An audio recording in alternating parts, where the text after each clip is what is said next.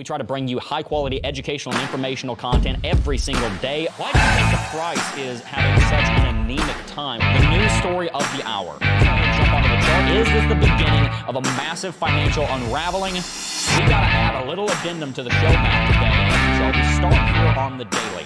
Now, we've been looking at the RSI on Bitcoin's daily chart for the last several days. It always has been, but it's been increasing over the last 50 years since the government has been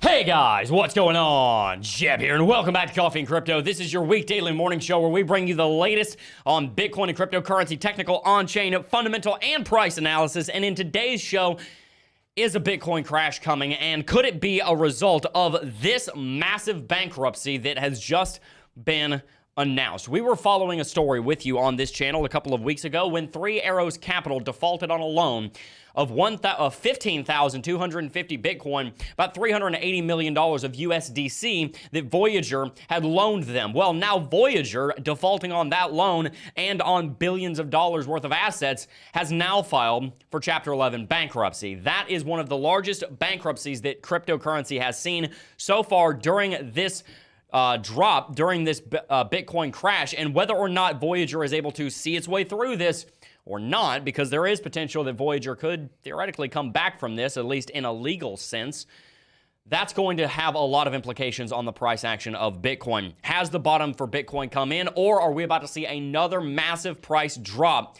as a result of the spreading contagion started by the Terra Luna crash and continued by all of the lenders going under because their liquidation prices have gotten so low? We also have updates on Celsius, that anyone who is holding Celsius, that is holding money on Celsius, is definitely going to want to be aware of. We're going to be talking about how bankruptcies work and what impact they're having on the cryptocurrency market, as well as a number of other articles, especially stories having to do with Jordan Belfort, the Wolf of Wall Street's coming on and talking about Bitcoin. He's not coming on the show, but he's come out and talked about Bitcoin, and we're going to be discussing all of that and more in today's show. If you do enjoy today's show, make sure to hit that like button. Let's see if we can't get to over 100 likes here in the next couple of minutes, and we got a great show lined up for you. I'm joined, as always, by TA Tim. How you doing, Tim? What's up, everybody? Good morning. Today is brought to you. The Tim desk is brought to you by Bang.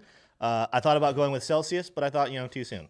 Can't really trust them at this point just yet. Oof. Gotta let something develop. But so Bang is the drink of the day. This one's blue Raz. It's not bad. It's not a bad flavor. You're reminding me of when Delta Airlines came out, when they renamed the pandemic to, the Delta variant. They came out and said, this is not fair for our brand, and Corona Beer responded, yeah, tell us about it. That was a real story. Yeah. Go check both of their corporate Twitters. That actually happened. It was pretty funny. Anyway, we're also joined, as always, by Smay. How you doing, Smay? Hello, everybody. I'm brought to you by the same drink, but this time I put it in a mug. Yeah, so. Boom. You didn't want to give them the branding. No, I gave them better branding. But anyways, I would like to say I'm doing good to get good. What just came out of my mouth? I have no idea. I literally just blah, blah, blah. Anyways, intelligent, comprehensive speech came out of your mouth. I'm doing good today. I'm just doing really great. I love how you stared me down to say that too. I have a lot of great things going on in my life. And guys, I just want to say, I'm working on making my first video here soon. But I'd like to read some green names here. We got Groovy, we got Mitch Shaw, we got Agent Gold, we got Sultan of Salt, we got Grand Roofing Incorporated, we got Crypto Set Guy. We got who else we got here? I'm seeing a lot of same names. Corey, we got Matt C. Shout out to Matt C. We got Jojo, we got Colin McDonald, we got Siobhan Goulet, we got Silent, we got who else we got here? Win Peoples, Brad Geidel, love Brad Geidel. He drives a Subaru, you know that, right? Yeah, I love Subarus. I know that very well now. And Cyberfix Online SEO by Bradley Kellum. And that's about all I'm seeing. I love all of you guys. You guys are the best. Anyways, back to you, Jebb. We love all of you guys, and we're very excited that all of you are here. By the way, another thing that we are very excited about is, you guessed it, Club DeFi. If you guys didn't know, we have been building Club DeFi for over 2 years now.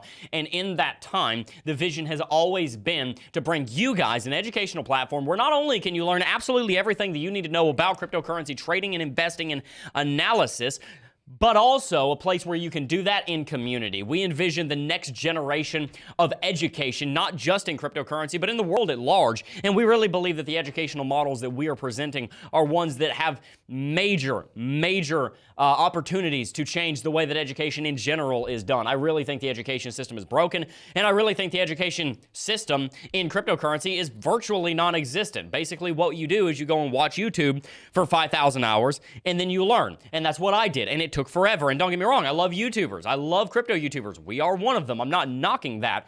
But it's difficult sometimes to learn what we're talking about when we're talking on a high level, and you're jumping into crypto and you're like, I have no idea what these guys are talking about. Well, we solved that problem for you. It's called Club DeFi. You have access to over 100 videos with new videos coming out all the time, and you also have access to community to help you learn and grow in those things as well. Make sure to check out Club DeFi and sign up with the link in the description box down below. But Jordan Belfort, you've probably all seen the movie The Wolf of Wall Street, making $1 million a week. That was the opening line, driving around in his Lamborghini Countach, a white one. That is a beautiful car.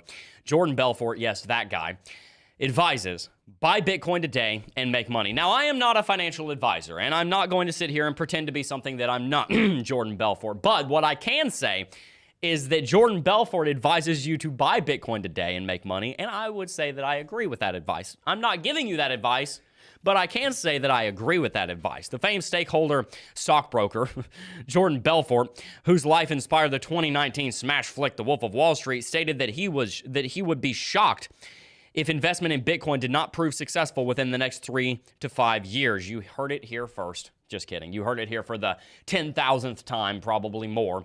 Bitcoin is an opportune buy at these levels. And it makes a lot of sense that he would come out and say this. Bitcoin's sitting at $20,000. And no, we're not talking about penny stocks that are actually not worth anything. We're talking about Bitcoin, which actually is worth something. It's worth $20,000 despite being down 72%. I'm sorry, I'm just roasting Jordan Belfort. I think I hear Tim snickering over here.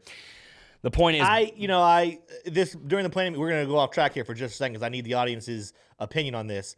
Do you guys think that DiCaprio looks like Jordan Belfort? He does. Jebb in the planning meeting this morning was like, dude, Leonardo looks just like him in that movie. I didn't say just like him. I said they look similar. Look at my screen. Every time you say his name, I'm just remembering that. You got a picture of Jordan Belfort right here and a picture of Leonardo DiCaprio. They look so similar. No, Tell me I'm wrong. Don't. They do. Put a poll in chat, Smay. Smay, we need the audience to settle that. Leonardo DiCaprio looks like Jordan Belfort, and I'm sorry for Leonardo DiCaprio. They're just white with similar colored hair. I think that's about it. Hey, that's close enough. Have you ever seen a Hallmark movie? That's how they do it with the women.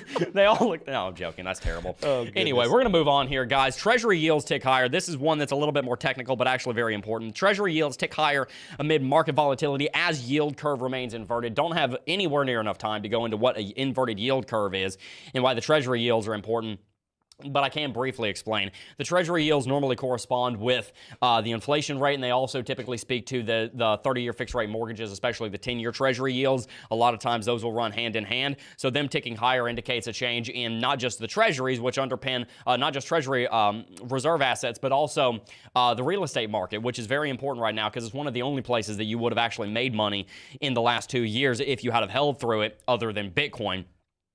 Now, the interesting thing here is that the yield curve remains inverted. An inverted yield curve oftentimes means that there is a recession either incoming or currently occurring. So that is a very important statement here. Recession is right around the corner. We are pretty much certain of that at this point. Of course, quarter two has closed, but we don't have that final information as to whether or not quarter two was a negative GDP growth quarter. But I would be, to use Jordan Belfort's expression, shocked if it wasn't a negative GDP growth quarter. Now, we also have a very interesting bill coming from Mexico. Senator Indira Kempis proposes bill to make make Bitcoin legal tender in Mexico. The senator proposed to the Mexican Congress a bill that would make Bitcoin legal tender in the country. The bill bases its actions on the hardship that Mexican citizens are facing when trying to access financial products and education. Moreover, the Central Bank of Mexico has been against the introduction of Bitcoin into the financial system of the country, which makes sense because the banks never want Bitcoin to get adopted because they know that they are inferior to Bitcoin, at least in the way of being able to properly provide financial sovereignty to the end user of their services. So this is obviously not something that has gone through, but according to this proposal, 56% of the Mexican population still lacks access to a bank account. Yes, that's right. The America's pants, the nation below us, the beautiful, amazing nation of Mexico that I would love to visit one day. I'm learning Spanish from my wife, by the way, so I'd love to go down there and speak Spanish and probably look like a just ridiculous tourist. That's probably what I would end up looking like. Love to go down there and talk to people down there. The point is, 56% of them still lack a bank account down in Mexico, and Bitcoin is something that could help solve that, because in El Salvador, they were under a very similar situation. I think the significance of the story, just in case anyone was out there thinking this, like, Jebb, isn't this old news? Didn't we hear about this a little bit ago? That was something our team originally thought, and then we found out the difference is, and just so you guys know, there's no guarantee it's going to go through. There's no guarantee that the rest of the Mexican government's going to approve this, but a while ago, almost, I think it's like 7-8 months ago, is when this bill got kind of like thrown in the air of like, hey, should we be putting it on the docket? The significance of this coming through the news is that it's actually going to be voted on. It's actually been proposed. It's actually going to be voted on by the government, whereas before, there were just rumors. There was just talks that one wanted to be drawn up. It's officially been drawn up, and it's going to be voted on here very soon. Who knows if it's going to pass? I know there's still a lot of people in the Mexican government very much against crypto, but it's a start. It's a start for another country. And again, not that Mexico is one of the largest countries in the world, but it's a larger country than El Salvador, as Jebb said. By a long shot. So it is bigger. interesting when we start seeing countries of that size start to actually debate in their judicial system if they should be making this switch. The legislative system? Legislative system? I don't Yes. know what. It's a thing. Executive, legislative, and judicial. Come on, Tim. It's 8th grade civics, buddy. You can do this. When you're up here just speaking, you don't have time to think through every single specific word you use. And I also was not a government encouraging. expert. Okay. The point is, it's going to be discussed in the government in Mexico Okay. soon. Soon. That's the end of what I was going to say. Okay. Sounds good. Bitcoin price approaches potential. I would like to note real quick. Okay. You just applied what the American government system looks like to the who knows what the Mexican government system looks like compared to the United. Well, if obviously anyone in Mexicans know that, and most people actually probably know anyone that. in chat from Mexico that we can tell don't. us how their I'm government pretty works. sure Mexico has an executive, a legislative, and a judicial branch. I'm But Googling. hey, if I'm wrong and there are See, like I just- but there's I- it's a I kingdom just have and to I never point knew out- that, then please let me No, know. no, I no. was I don't not think aware it's of a that. monarchy, but I just need to point out that you just said that so confidently, getting onto him about his 8th grade education. Which, by the way, I just want to say, I think because me and Tim both come from homeschooled backgrounds, I think we are definitely the best educated. Hey, I agree. We're homeschooling our son, literally right now. He's So, in homeschool but right now. But I will say, you can't just assume that Mexico runs on the same government structure. But Anyways, what if I knew that they did? you don't. But okay, well, you just assumed that I didn't, so I just won. Bitcoin price approaches potential springboard to $23,000 as Dixie cools surge. With support and resistance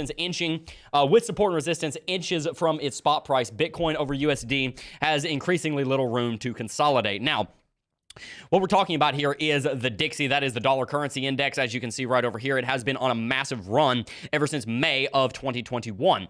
That run has led it from 89 points all the way up to 107. As you can see from this horizontal line right here, 103 represents the highest that the Dixie had been sitting at ever since November of 2002. Before then, it had rallied all the way up to 120. Now, again, if you don't know what the Dixie is, it is basically a representation of how powerful the US dollar is comparative to other national currencies. So, for example, if we look at the Dixie, we can see that it is up. That means the US dollar is doing very well. But if we look at the Great British Pound over the US dollar, for example, then you will see that the Great British Pound is down significantly. You can look at the Euro over the US dollar, and you will see that the Euro is down significantly. If you look at the ruble, for example, it's actually up quite a lot, and that'd be an example of a currency that is not necessarily that is not necessarily done poorly. If we look at ruble over US dollars rather than dollars over ruble, you can see the ruble has bounced significantly. So that's what we're talking about when we're talking about currencies. They move as a market against each other. They're called the foreign exchange markets,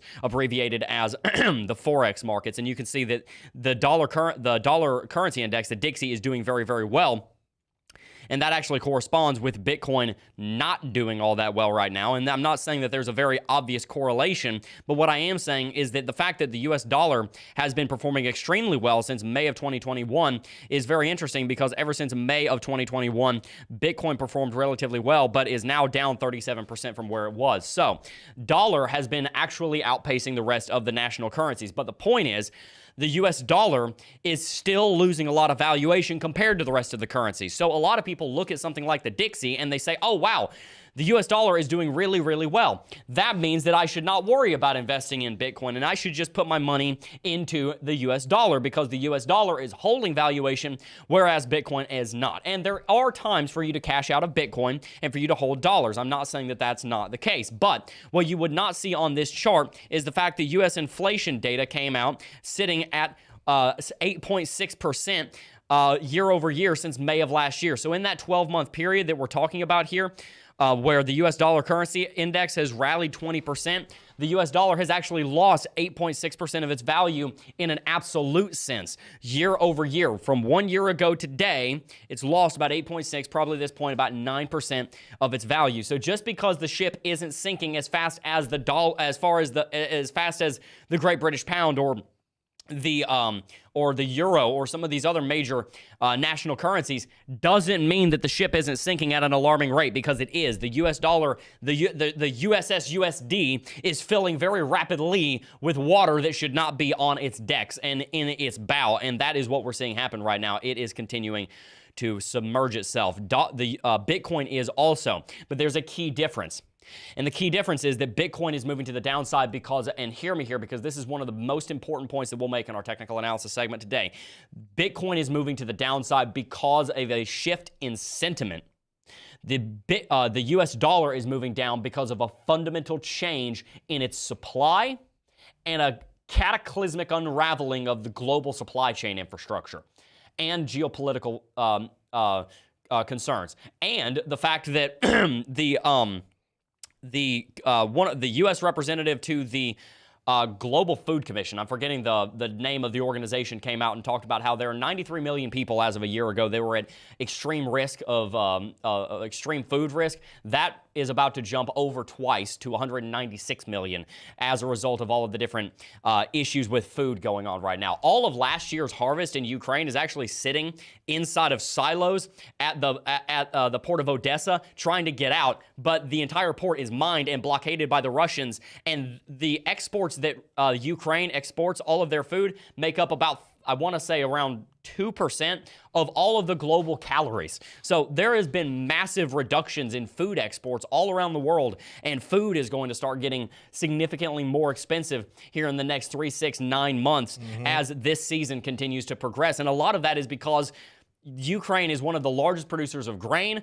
I think they are the largest producer of sunflower oil. They're one of the largest producers of many different staple crops, especially for the Middle East. So you're about to see potentially a migration crisis going on from the Middle East to Europe as they start running out of food in places like Egypt, Syria, Lebanon, in these areas. So there's a lot of factors going on that are hitting the US dollar. And they are hitting Bitcoin, but they're hitting Bitcoin through the US dollar. So the reason that Bitcoin is struggling is because the US dollar is struggling. Well, did you also know, I was watching a video the other day, local farmers are saying that their grain and feeding prices for their cattle and livestock is up 4 times. So yes, they're saying, as much as prices of meat and stuff has gone up recently, they're saying that the cows that they're growing right now, the cattle, the farm they're growing now, we haven't even priced in yet how much it costs to raise those livestock, and that price is going to be astronomical. And the reason is because there's so little food going around right now that we live in the first world, and we just go down to Publix and we're like, okay, I want some chips, I want some salsa, I want a root beer, and I want some cream cheese. And you don't even think about it. You're like, oh, I didn't even notice that it went up 50 cents from the last time I was here. We don't even notice. There are 4 billion people in this world that are not in that situation. They don't have enough. They are like, okay, here's some food I get to eat today. Now, there aren't 4 billion people that are like, oh, great, I get to eat today. But there are hundreds of millions of people in that situation. And first of all, before we even get to the economic side of that, that's just a terrible, sad thing. But when you get to the actual fundamentals of that, that is a massive, massive shift going on in the US dollar that is cooling off the world's economy, and we see a big recession coming as a result of that. And all of that plays into Bitcoin. And so now we'll jump onto the charts. Bitcoin right now, as I said, is feeling the effects of this global supply chain crisis, food crisis that's coming on. There could be a migration crisis that a lot of economists and geopolitical analysts are warning about as a result of the food crisis. The Colorado River is drying up. That's something else that people haven't talked about all that much. All of these different factors are putting constraints on the economy in massive ways. We are under the most economic pressure that we've been since at least '08, and to be honest, probably even going back much farther than that. So Bitcoin, how will it respond? Well, I think that everything we've talked about is still on track to happen. I do think that you're going to see Bitcoin drop down to $13,700 or $13,800. I do think that you're going to see Bitcoin drop down to potentially about the 300 weekly simple moving average, maybe even the 400. The 300 right now sitting at $17,000. The 400 sitting right now at $12,700. I also believe that, as we've talked about, we're going to see Bitcoin drop down to the Fibonacci levels in the same way that it has done in the previous bear markets. If you will remember, I showed you this pattern a while ago. Bitcoin during bear markets will drop down, and it's been stair-stepping down every bear market. During the first bear market, it would drop down to the first rung here at 23.6% on Fibonacci retracement. The next bear market, we drop down to the first rung, which was 23.6, and then we drop down to the second rung, which was 38.2. You can see that drop pulled us all the way down to $3,200. And then what we're seeing right now is that Bitcoin attempted, as we did in 2018, to hold the first rung at 23.6. We bounced down to 38.2, which is where we bottomed out last time. But this time, it doesn't look like we're going to hold that. It looks like we will probably go down to 0.5 or maybe even lower. If we go down to 0.5, we would drop down to 15K. If we had a wick down to $13,700, that would make 15K look like about the bottom. We could call 0.5 touched and held at that point. And if it goes lower than that, then we could see Bitcoin dropping down to 9.5 to 10,400. Why is all of this important? Well, there are still stories that we need to get to in today's show having to do with Voyager and having to do with them filing Chapter 11 bankruptcy and how that will impact Bitcoin, because Bitcoin is not out of the woods yet, guys. That's the reason I go over all of these fundamental forces going on the cryptocurrency, going on the geopolitical stage right now, because Bitcoin is not in a bubble. Bitcoin is being highly impacted by the Dixie. Bitcoin is being highly impacted by all of these factors, by global food shortages, which they are starting to become global food shortages, and literally over 100 million people are affected by that, and that's a terrible, terrible, sad thing. And we should be praying for that, and we are. We also have a war. We also have a recession incoming. We have a currency crisis incoming. All of these things are having an impact on Bitcoin. So what's our takeaway for this? What do we do with this information? Well, the first thing I want you to do is I want you to be thankful that you're in crypto, because it is one of the best places to hide during a situation like this. What, are you going to hide in corn futures? Yeah, I mean, the price is going to go up, but at what expense? Where, are you going to hide in the US dollar? Are you going to hide in real estate when inflation is the thing that's mainly driving house appreciation? And when you see it turning very quickly in just the last couple of weeks from a seller's market into a buyer's market, because there's so much less inventory. Everybody stops selling. The market in real estate has changed so much because of the interest rates. The interest rates have more than doubled in the last 6 months. With all of these factors going on, it is chilling the economy. It is slowing down the economy. It is hurting the economy. It's hurting the average American. It's hurting the average, European. It's hurting these people that would normally be investing in Bitcoin. And so, even despite that, Bitcoin still remains the greatest place to store your wealth, because you can't hide in real estate anymore. There's probably about to be a plateau or a drop in real estate. You can't hide in the US dollar. You can't hide in euros. You can't hide in gold. You can't hide in foreign currencies. You can't hide in bonds. You can't hide anywhere, but you can hide in Bitcoin. And that's the big thing I would encourage you guys to do. So, what is the impact of all of this on the price? Well, massively negative, obviously. You can see the price has been extremely impacted by this. Many of the things I just talked about, food shortage, war, the Colorado River drying up, that's having a big impact on the American Southwest. It's not actually fully dried up, but Lake Mead's getting really low. You look at the inflation and how out of control that's gotten. You look at the Federal Reserve raising rates. You look at the price of food and the price of gasoline, the price of all these things. All of that's happened since Bitcoin was at $69,000. So, of course, Bitcoin's going to take a beating. We've never seen Bitcoin go through a recession or an economic cataclysm like we are seeing right now.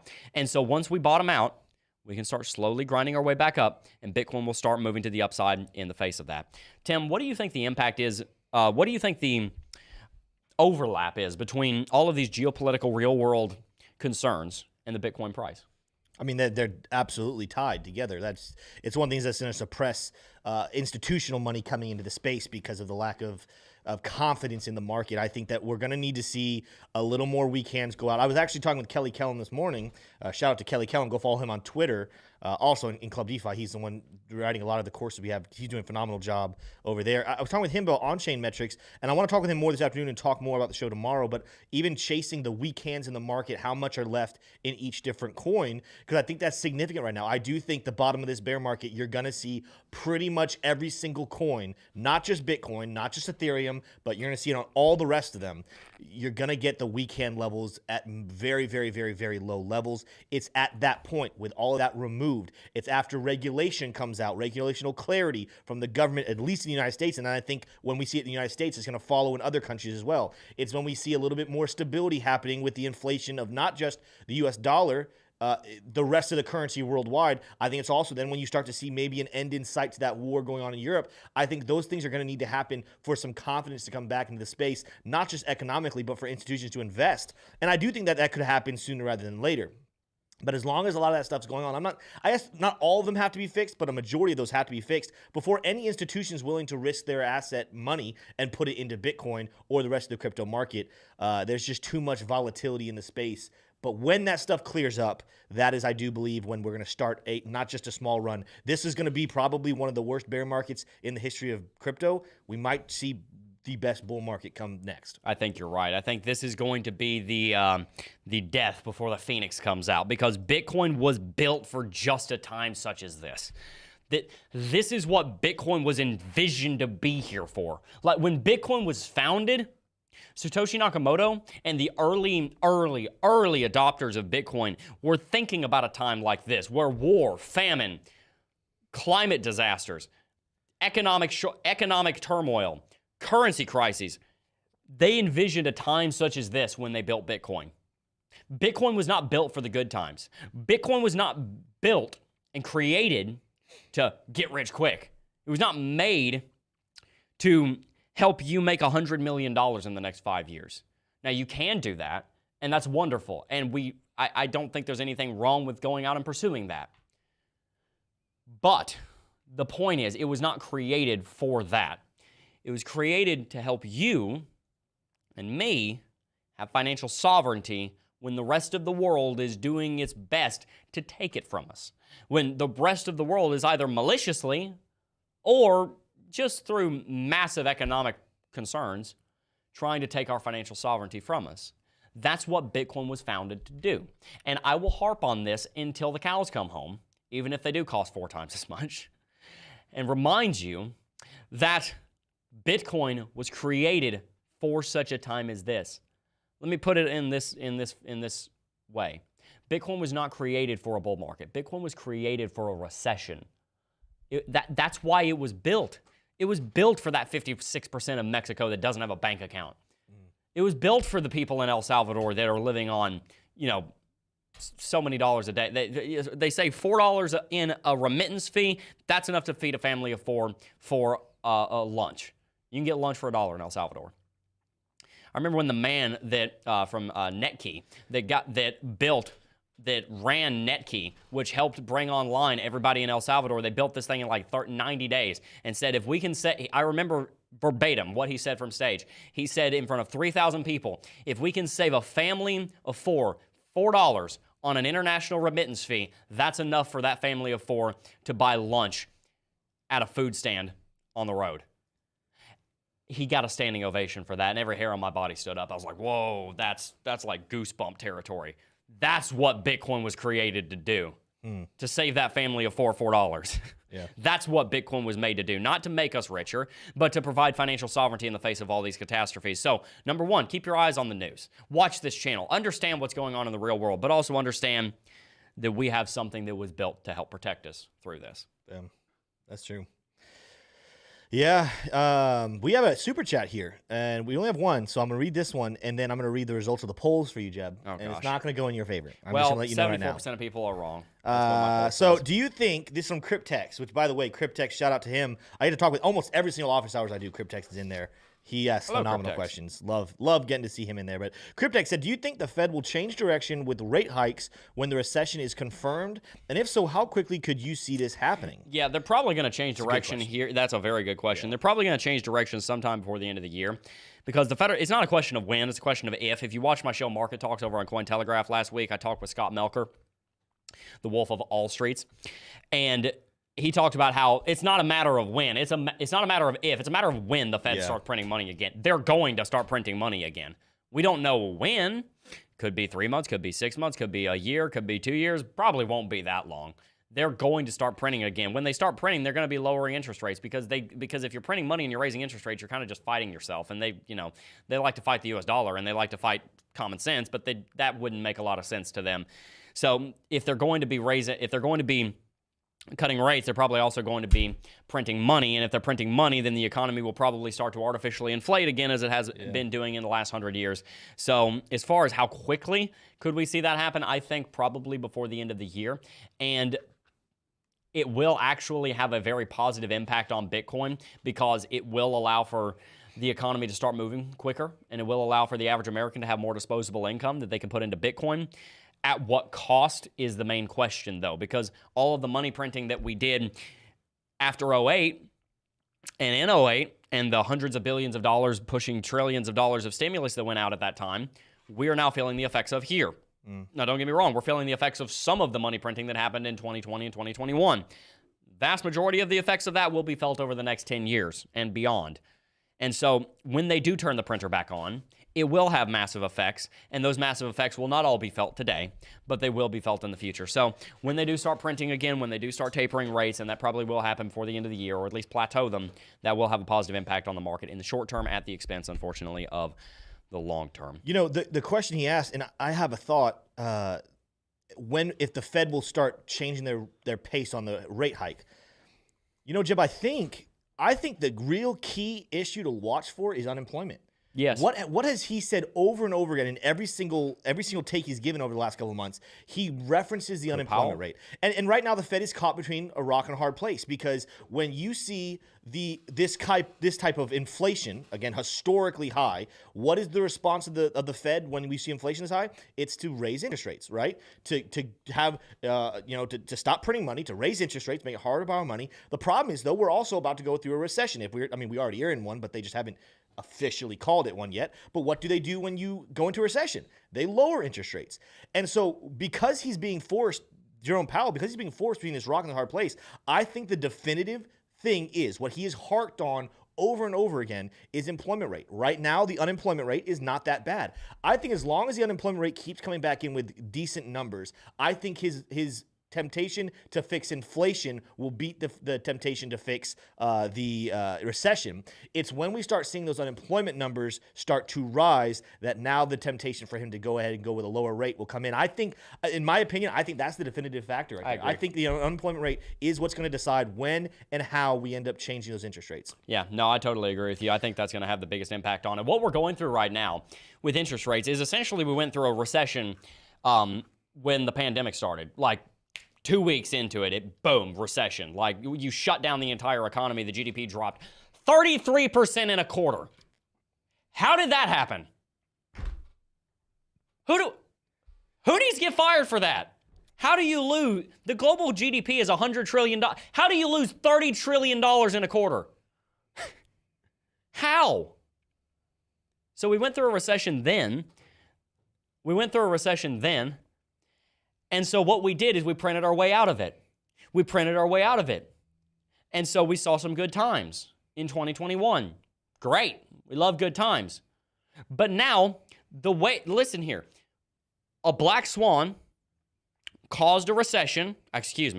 The response to a black swan caused a recession. There's a difference. Then we printed our way out of it. That printing has now helped lead to another recession, which, to be honest, we never got out of it. We just had a really nice-looking Band-Aid on it this entire time. And now we got a second recession going on. And so now what are we going to do? Well, right now we're raising interest rates trying to fix the fallout of how we handled the first recession, which we handled poorly, and we shouldn't have even had to handle anything because the reason there was a recession in the first place was because of bad policy. And so now, as we're trying to fix the fallout of the first recession, now we're going to want to stop fixing the fallout of the first recession to print more money to get us out of the second recession, which is exactly what happened in the first one. Is this going to turn into a cycle? That's a question that we ought to make a video on, to be honest with you. Is this going to turn into a cycle now that the economy is so jacked up that we're going to see recession one year, really good times next year, recession one year, really good times next year, as we keep going back and forth and not actually allowing ourselves to operate on the dying animal, which is the US dollar and the United States of America and the first world economy? Is that what's going to happen? I don't know. I mean, time will tell. Look, we've gone on a tangent on this question, but this is really good. Go back. I told you guys yesterday I was doing my history studying on recessions, and obviously the Depression plays a part in that. But go back to the early 1900s. There was something that started in 1907 with they over leveraged several positions, and this is back. Keep in mind, we're back on the gold standard at this time, but they still over leveraged positions. Started in 1907. They kind of got things back to working, and then of course back. I think it was like 1913. Things started to go down the tubes again. So about 6-7 years later, things started going back down the tubes again. They kind of got a handle on that, but they still over leveraged. And then of course, late 1920s, you had the Great Depression, and then it still wasn't over. They fixed some things, and they still had some problems all the way into the 30s. And it wasn't until World War II when literally every other world economy started to crumble, and they needed to rely on somebody, that the U.S. economy actually started to get some ground and strength and become the number one economy in the world. But it kind of was like we got benefited from everybody else's disaster. But that all moved us off the gold standard. When you say, Jebb, is another cycle coming, we just had a recession in 2008, a major recession, over-leveraged position in the housing market, a lot of other things. Exactly. Now we're dealing with over-leveraged positions from the I almost said the word. You almost said it. I almost said the C word. From the pandemic. I think there is going to be a cycle that continues. But here's the thing. We've been talking about this episode. Why is Bitcoin created? The purpose for Bitcoin was looking back at things like that transition in the early 1900s when we started a problem even on the gold standard because of our lack of handling that money well as the world started to move away, and we continued with it up into the 40s. We're causing so many problems with fiat currency. Bitcoin was created to not only be better than fiat currency, because automatically it's better than that. It's strong money. It's even better than gold, because even gold had the problem. Gold wasn't strong enough to even stop us back in the early 1900s. Bitcoin is the future. The question is, when will people finally admit that, grow on that train, and then say, all right, it's time to actually get our economy stable? And so that's it. I think you're absolutely hit right on the head. I think there will become a cycle until Bitcoin or some other strong currency is adopted. We're going to be in a cycle where we're constantly over leveraging and fixing the problem temporarily because we can print money and we can make people feel good. But it's just going to start this cycle where every couple of years we have another disaster, another problem, because our money is absolutely terrible. That's right. Oh, that's right. That was a great super chat. That was good. You know, I would have told you guys to update the charts. 435 votes. Does Leonardo DiCaprio look like Jordan Belfort? The number changed a little bit. 28% say yes. So 28% people in our poll are also crazy. That just goes to show you how messed up the world is. How about that? Leonardo does not look like Jordan Belfort. 72% agree, and so I think that's decided. Strongly. Well, that's just not true. It's just not. It's just that simple. He does look like Jordan Belfort. Hey, that's not very nice. That's almost as bad as scamming people by tricking them to invest in fake penny stocks. Come on, Smash. Oh, gosh. That's not very nice. Anyway, I'm sorry. The dude did his time in a resort prison. Nevertheless, let's keep moving on here. Crypto crash. Bitcoin price sinks further as Voyager Digital files for bankruptcy. Latest casualty of crypto crash has more than 100,000 creditors and up to $10 billion in assets. By the way, another symptom of this boom and bust cycle that we've been talking about and the massive rally that we saw on Bitcoin, followed by the massive crash that we've seen on Bitcoin, mostly as a result of the way that U.S. monetary policy has been operating around the U.S. dollar. So we saw UST go down. From there, all of these lenders, more than likely, had a large position. In fact, we know some of them had large positions in Luna and a large position, so it's a double whammy, of their stable holdings in UST, in their stablecoin holdings in UST. So a lot of these lenders lost collectively billions of dollars in Luna and UST. And so now they were already in tricky situations because a lot of their investments were down 50, 60, 70, 80, 90%. Then they lost their investments in Luna, and then they lost their butts. And so that's what we're seeing right here. Voyager Digital lost his butt because it loaned $700 million to Three Arrows Capital. Three Arrows Capital defaulted on that and has been liquidated by the British Virgin Islands court. They defaulted on 15,250 Bitcoin loan and $380 million in USDC. That was owed to Voyager Digital. Voyager Digital clearly couldn't stand to lose $700 million. Gee, I wonder why. And so now they're filing for Chapter 11 bankruptcy. This has got to be one of the shortest articles I've seen in a long time, but that's great for us. The price of Bitcoin has fallen once again on Wednesday after Voyager Digital became the latest high-profile crypto firm to file for bankruptcy. The Canada-based cryptocurrency lender announced on Wednesday that it has commenced a voluntary Chapter 11 process in order to maximize value to all stakeholders. You can see the blog post right here. Voyager Digital commences a financial restructuring process to maximize value for all. Files voluntary petition for Chapter 11 protection to implement restructuring. Proposed plan for reorganization creates efficient path to resume account access and return value to customers. Voyager has approximately $1.3 billion of crypto assets on the platform, more than $350 million of cash held in the FBO account for customers in Metropolitan Commercial Bank, and claims against Three Arrows Capital of more than $650 million. So clearly, they lost a lot of their valuation when Three Arrows Capital got defaulted on, and then defaulted and then got liquidated. It was in the process of getting liquidated. By the way, this is a very cushy term for bankruptcy because there are multiple different types of bankruptcy, but Chapter 11 of the United States Bankruptcy Code is a type of bankruptcy. I'll read the definition right here. A case filed under Chapter 11 of the United States Bankruptcy Code is frequently referred to as a reorganization bankruptcy. Usually the debtor remains in possession, has powers and duties of a trustee, may continue to operate its business, and may, with court approval, borrow new money. It remains in possession of its business and the assets.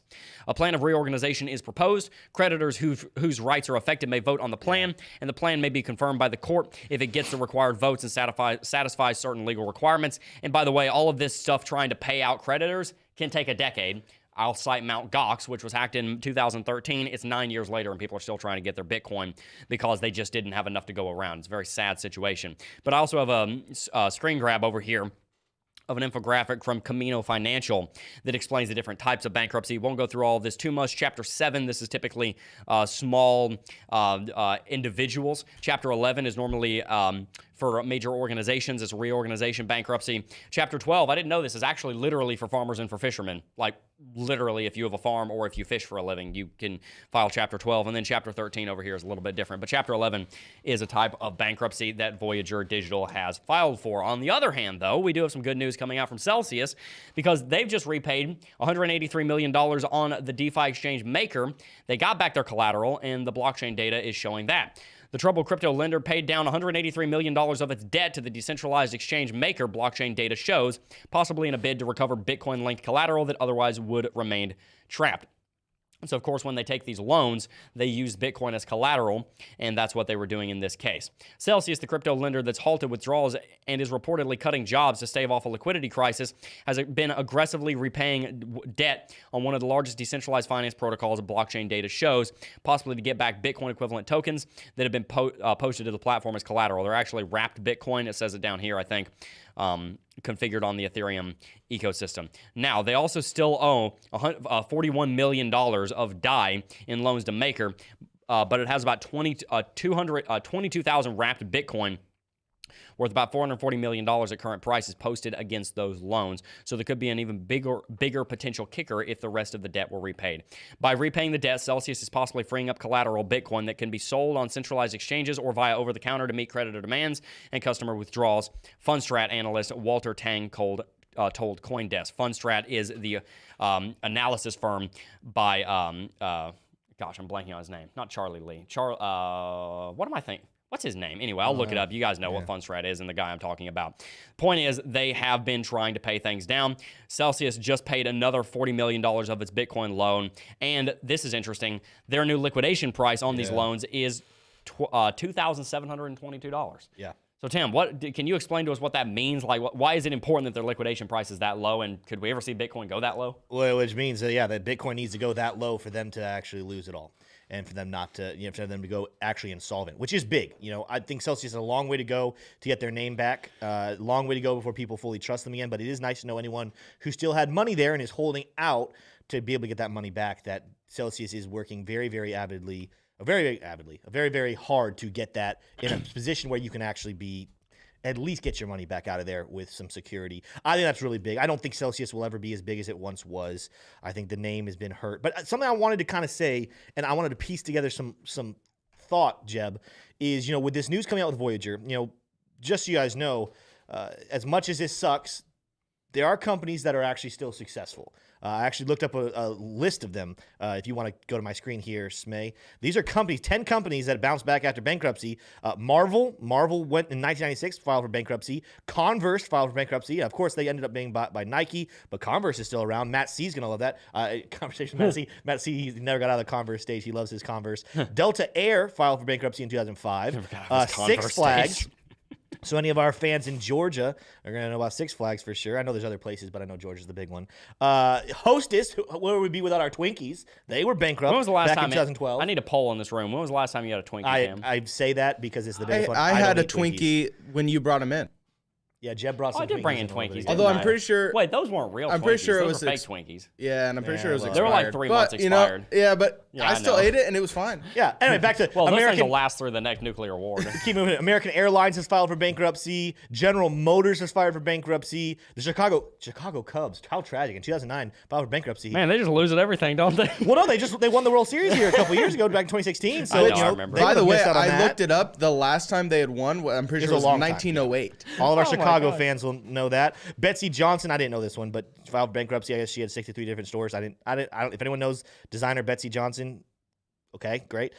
Imperial Sugar, and I think that was it. So these are companies. You can go off my screen now, Smay. These are companies that have filed for this type of bankruptcy in the past, and they ended up making it back. So is the writing on the wall for Voyager that it's not going to happen? I wouldn't put a lot of faith in it, but it's possible. It is possible still to come back. And here's I think a reason why we should have at least a little bit of hope that it could make it back. Remember yesterday we were talking about JP Morgan talking about how they believed that the bottom was coming in very soon because they believed that there were going to be forms of bailouts, not necessarily from the government, but they're going to watch other crypto lenders and other crypto exchanges gonna kind of help buy out some of these lower exchanges. And here is why. If you are a lender, if you are an exchange in the crypto space, do you want the space losing confidence in investing in crypto? No, absolutely you do not. You do not want people to feel like if they put their money into an exchange that they will lose everything. And even though some of these exchanges like Binance and FTX have been holding up tight, you think that they want people thinking exchanges is not where they should be? Now, that's what we think. We think people should get their money onto cold wallets ASAP. However, this isn't just affect Voyager. If Voyager officially goes insolvent, if Voyager actually goes down, if Celsius goes down, this is a bad look for the entire lending, crypto lending and borrowing exchanges and centralized exchanges. It's a bad look for all of them. So I'm not saying it's gonna end up good for Voyager. I know we have people in chat, like one of our mods, Shannon Sharp, said she had a lot of money in Voyager. But I don't think it's time to necessarily just give up hope, because I think JP Morgan's what was he? He was the strategist or whatever. They were strategists from JP Morgan. His point actually has some weight to it, that it's like, man, I think there might be some bailouts coming, not from the government, but from other crypto entities. Well, we've already seen it from FTX. Exactly. The $250,000 revolving line of credit, and now we're realizing that's nowhere near enough because there's billions of dollars of assets that are being lost here. So my point, though, is that will Voyager ever become what it was before? Will Celsius ever become what it was before? Maybe not. Probably not. But can they get back at least on pace to where people regain confidence in these crypto lending protocols, in these exchanges? I'm not saying necessarily yes yet, but there is a thought that you should be chasing to say, it would make sense for a lot of these other exchanges to kind of come together and make sure that the name as a whole of a crypto lending protocol or an exchange is not tainted all the way down to zero. Because even though they haven't done anything wrong, I'm just telling you right now, I guarantee you people holding in Binance, FTX, Coinbase, all these other ones that haven't yet had major issues, those holders are looking at this and saying, I'm watching what's happening in Voyager, I'm having with Celsius, I think I need to withdraw from these exchanges, and that's not good for them. So is that a good thing or not, Tim? Because what you're seeing then is that that bailout. So a bailout coming from the government, problem, because taxpayers didn't authorize that. As far as I'm concerned, I don't think that should be occurring. With that said, a bailout coming from FTX is a private company, not a government agency. If you don't want to use FTX, then you can go somewhere else. You can go to Coinbase. You can go to Binance. Do you think it's a good thing that the cryptocurrency space would be coming together in this way to try and help these faltering exchanges and these faltering lenders? Is that nice that we're all singing Kumbaya, or is it actually a bad thing because the lenders that should go bankrupt are not, and then they're going to continue on despite the fact that they should have gone under? That is a complicated question. And the reason why is because this is the sucky part of capitalism. It's the sucky part of business that makes economies grow, is that sometimes companies have to die. Yep. Sometimes things have to die. And so when there's bailouts happening, it doesn't allow those lower companies to die out. It kind of hurts the ability for the whole space to grow. So on that sense, no, it's not good. But on the other sense, it is nice. We talked about this before. When people invest and they don't know what they're investing in, when they put it on exchanges that were over leveraged and they didn't know what they were doing, it just does not feel good, and there's going to be a major outcry, and people are going to try to fix it. I think it's good for the immediate impact. I think it's good for short-term price action, short-term exchange trust. Long-term, though, there's going to need to be a place where it's like, hey, when companies make mistakes and over-leverage their positions and do not treat their employees correctly, we're going to need to let them fall so that the ones that do it correctly can actually rise up and do things well. And we need to encourage companies to be financially responsible. We need to encourage governments to be financially responsible, but that's a whole different issue. Right now in the crypto space, I like if that's how it plays out. By the way, it hasn't necessarily played out that way just yet. We're suspecting it might. It's good. It's good to see them band together, but at the same time, again, when you're following the laws of economics, and especially what makes capitalism good and what makes our economy and the world grow, it is kind of like, it's like the circle of life. Something has to die to allow something else to succeed very well. Yeah. And so that's why it's a mixed bag right there. I can't say yes. Well, I mean, it's why we need Christ, right? If we don't understand how bad of a situation we're in, then we're not going to understand how good our Savior is. And so the contrast there is what's really important. And so Matt C makes a good point also here. He says, I don't think Sam Bankman-Fried is doing it out of the kindness of his heart. He's maneuvering to corner the market, and I totally agree. Sam Bankman-Fried did not authorize a $250 million line of credit that he could have used for his own business expansion or operations. He didn't do that for the sake of, I just really want to help out BlockFi. No, he did that for the sake of trying to corner the market, get leverage over them, get a favor owed, and maybe even go to buy out some of these companies later so that FTX can continue to grow and expand. He didn't do it out of the kindness of his heart. It's a business thing. So I think that's a very important thing to remember, is that this is all business.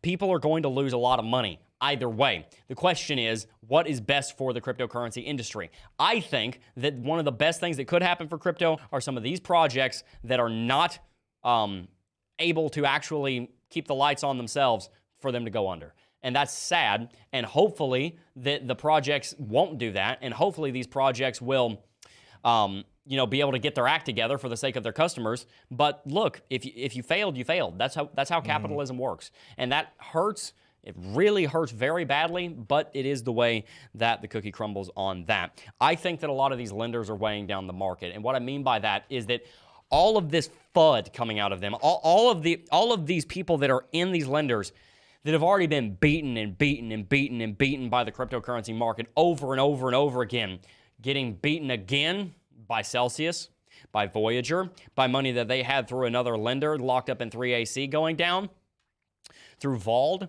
through all of these platforms, they're getting hit, and it's causing more and more people to leave the cryptocurrency space.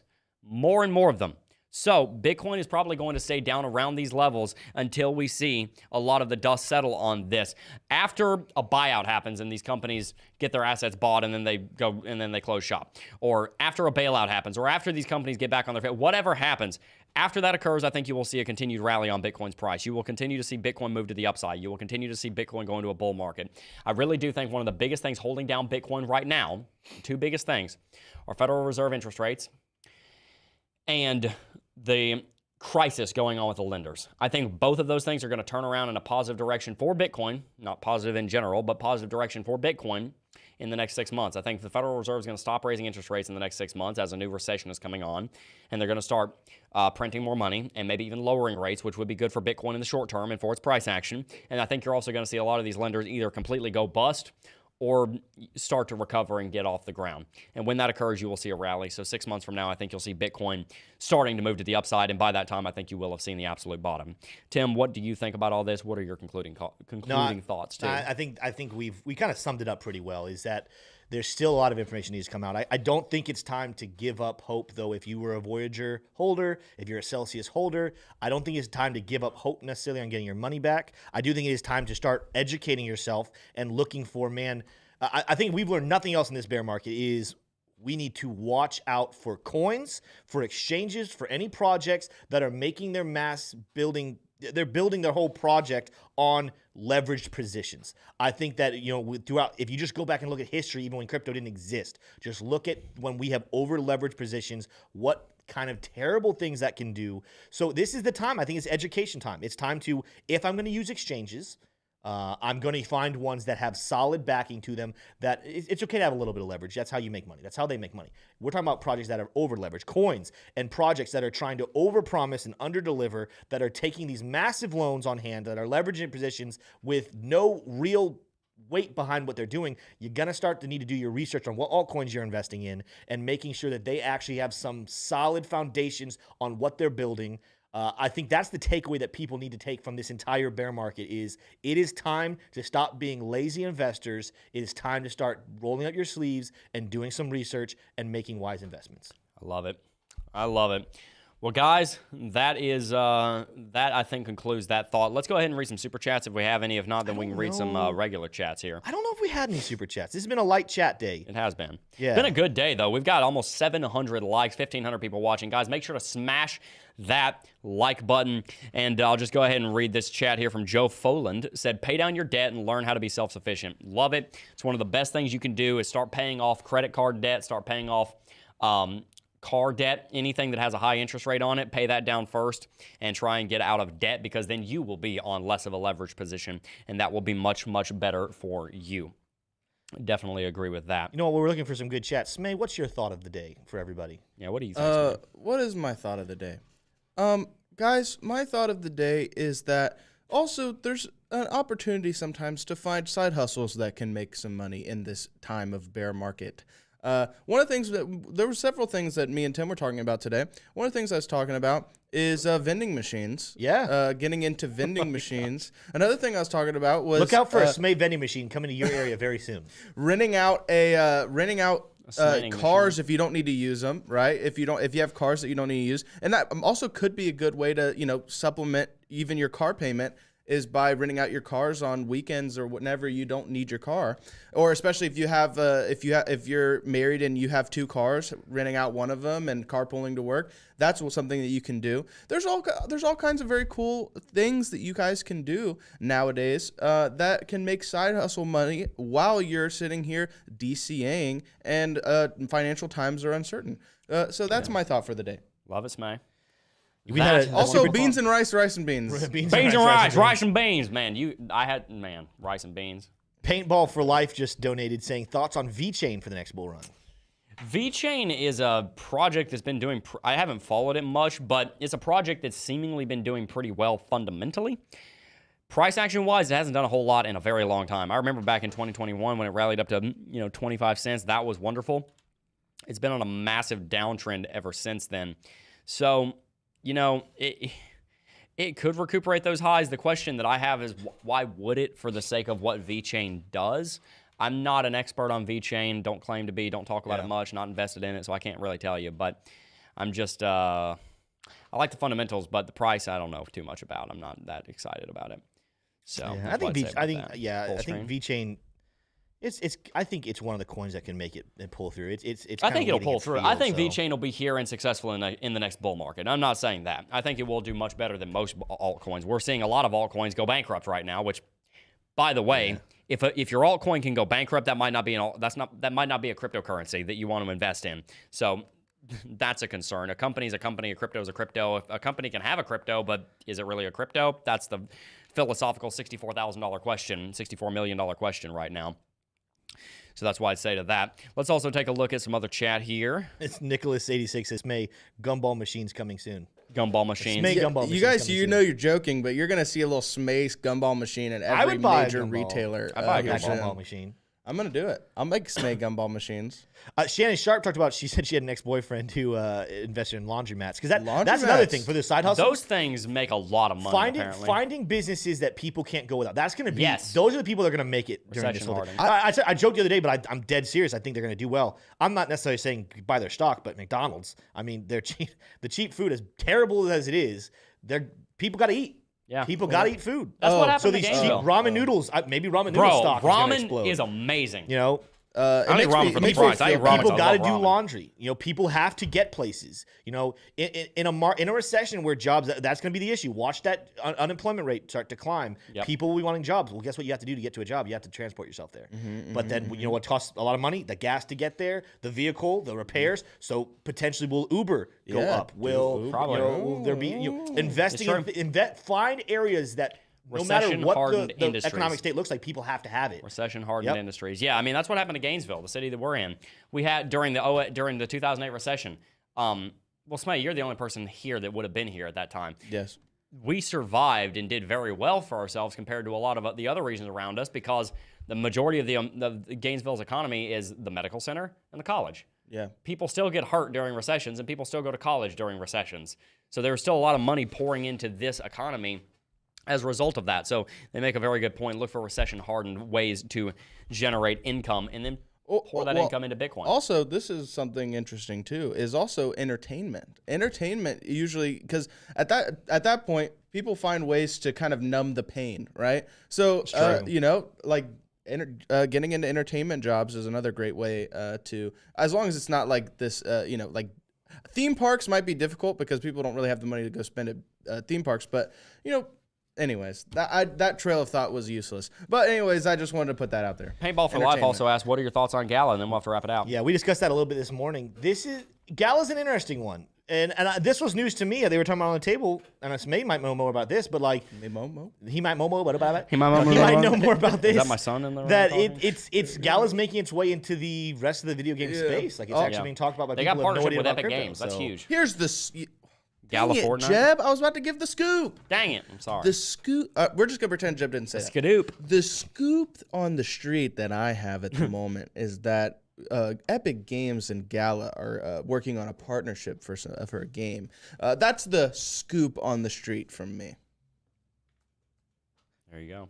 Approved. This message has been approved. Stamp of approval by the rest of the Crypto Jebb team. Boom. Well, guys, you know what else been approved? You smashing that like button. Thank you so very much to all 1,300 of you guys that are watching. Make sure to hit that like button. Let's see if we can't get to 850 likes. That's all we got time for today. Actually, we got time for Tom Wilkes because he just donated. He said, I collect fiat bills with celebrity autographs to hedge against inflation. Yes, he does. He has him a Crypto Jebb $20 bill? Yes, he asked me to sign a bill. Yeah. That's the first time anybody's ever asked me for my autograph. I was like, no. On a dollar bill. I was like, no, I don't want to do that. Yeah. But you all peer pressured me into it, too. Yeah. It's like, I don't feel comfortable with this. This is weird. Isn't that a federal crime defacing currency?